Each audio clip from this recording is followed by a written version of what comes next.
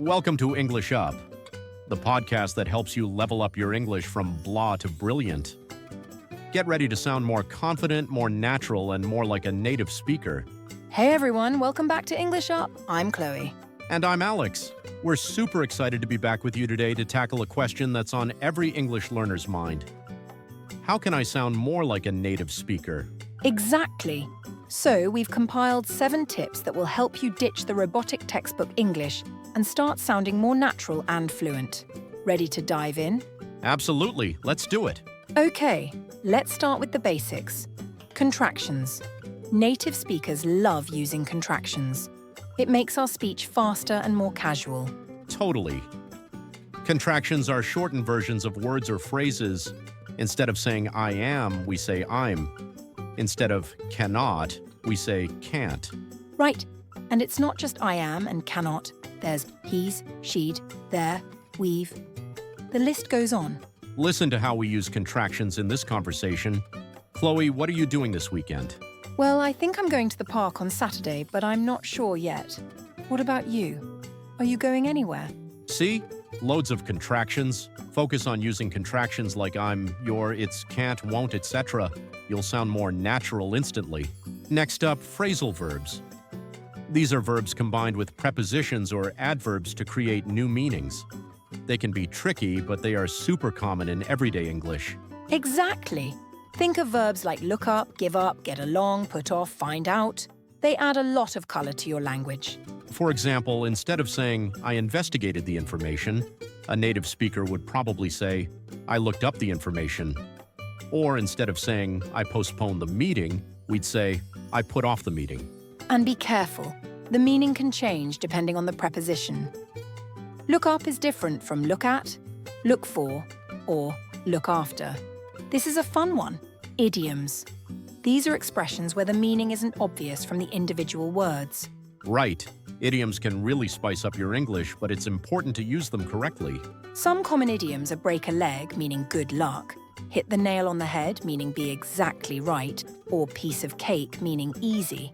For example, if you're about to take an exam, I might say to you, break a leg. Or if you perfectly explain a complicated topic, I might say, you hit the nail on the head. Using idioms shows a deeper understanding of the language, but be careful using them in formal situations. Native speakers don't speak perfectly all the time.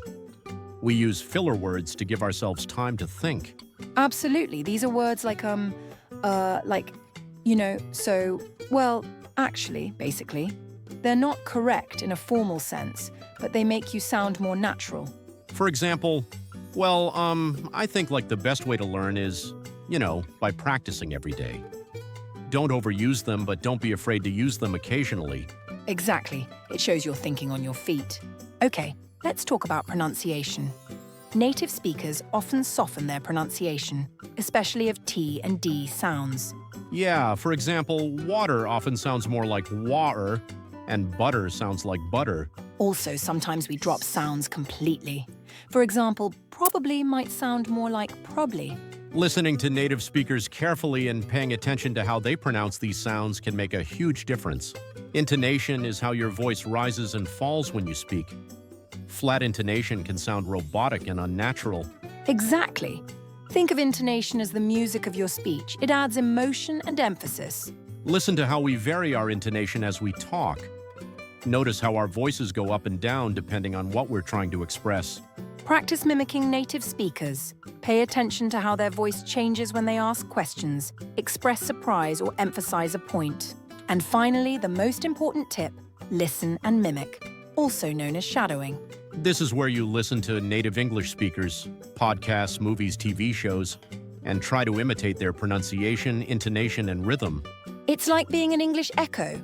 The more you practice shadowing, the more naturally your own speech will flow. Start with short clips and gradually increase the length. It takes time, but it's incredibly effective. Okay, let's quickly recap those 7 tips. Number 1, master contractions. Use I'm, your, can't, etc. Number 2, use phrasal verbs. Spice up your language with verbs like look up, give up, and get along. Number 3, embrace idioms. Learn and use common expressions like break a leg and hit the nail on the head. but use them with caution and only if they fit the place. Number 4, use fillers. Don't be afraid to use, like, to sound more natural. Number 5, soften your pronunciation.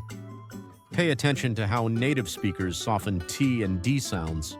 Number 6, vary your intonation. Don't speak in a monotone voice. Let your voice go up and down.